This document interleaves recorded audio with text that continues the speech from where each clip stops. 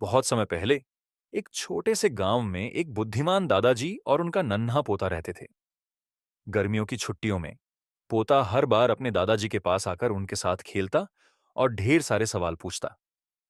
एक दिन पोते ने दादाजी से पूछा, दादाजी, जब मैं बड़ा हो जाऊंगा तो मैं सफल व्यक्ति बनना चाहता हूं।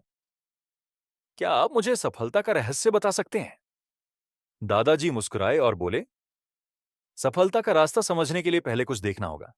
चलो, नर्सरी चलते हैं। वे नर्सरी गए और वहां से दो छोटे पौधे खरीद लाए।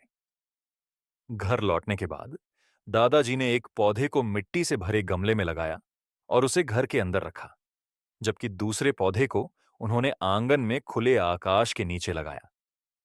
दादाजी ने पोते से पूछा, तुम्हें क्या लगता है, इनमें से कौन सा पौधा बेहतर और बड़ा बनेगा? पोता कुछ देर सोचने के बाद बोला, घर के अंदर रखा पौधा, वह सुरक्षित रहेगा। तेज धूप, बारिश और जानवरों का उस पर कोई असर नहीं होगा। बाहर का पौधा इन सब खतरों से कमजोर हो जाएगा।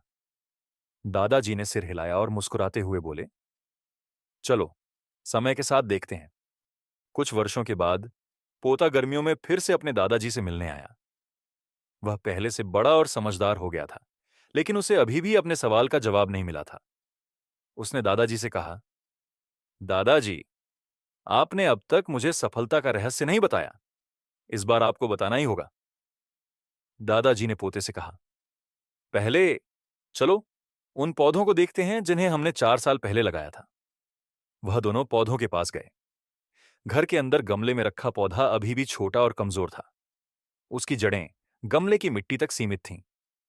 फिर वे बाहर गए, जहां दूसरा पौधा एक विशाल पेड़ बन चुका था। उसकी शाखाएं दूर दूर तक फैली हुई थीं और वह राहगीरों को ठंडी छाया दे रहा था। दादाजी ने पोते से पूछा, अब बताओ, कौन सा पौधा बड़ा और मजबूत है? पोता उत्साह से बोला, बाहर का पेड़। लेकिन यह कैसे संभव है दादाजी? उसे तो बारिश, धूप और तूफानों का सामना करना पड़ा होगा। फिर भी वह इतना बड़ा कैसे हो गया? दादाजी ने प्यार से पोते के सिर पर हाथ रखा और बोले, बेटा, जो पौधा बाहर था उसने संघर्षों का सामना किया। तेज धूप ने उसे मजबूती दी, बारिश ने उसकी जड़ों को गहराई तक फैलने का अवसर दिया और तूफानों ने उसे स्थिर खड़ा रहना सिखाया। यही सब उसे इतना बड़ा और मजबूत बनाने में मददगार साबित हुआ। लेकिन जो पौधा गमले में था वह हमेशा सुरक्षित रहा। उसे कोई खतरा नहीं था, लेकिन उसे बढ़ने और अपनी जड़ों को फैलाने का अवसर भी नहीं मिला। इसीलिए वह कमजोर और छोटा रह गया। दादाजी ने गहरी सांस ली और कहा, बेटा, जीवन में भी यही होता है। अगर तुम हमेशा आराम और सुरक्षा में रहोगे तो तुम्हारी क्षमताएं सीमित रह जाएंगी। लेकिन जब तुम कठिनाइयों का सामना करोगे, संघर्षों को स्वीकार करोगे, तभी तुम अपनी ताकत और संभावनाओं को पहचान पाओगे। जीवन की असली शिक्षा कठिनाइयों से ही मिलती है। दादाजी के शब्दों ने पोते के दिल में गहरी छाप छोड़ी। उसने बाहर खड़े विशाल पेड़ को देखा और महसूस किया कि संघर्ष जीवन का अभिन्न हिस्सा है। दादाजी ने आगे कहा, सफलता पाने के लिए संघर्षों को दुश्मन की तरह मत देखो, उन्हें अपने गुरु की तरह देखो। हर मुश्किल तुम्हें मजबूत बनाने आई है। जब तुम अपने डर और कठिनाइयों का सामना करते हो, तभी तुम्हारा असली विकास होता है। पोते ने एक लंबी सांस ली और कहा, दादाजी, अब मैं समझ गया। कठिनाइयां हमें तोड़ने नहीं, बल्कि निखारने आती हैं।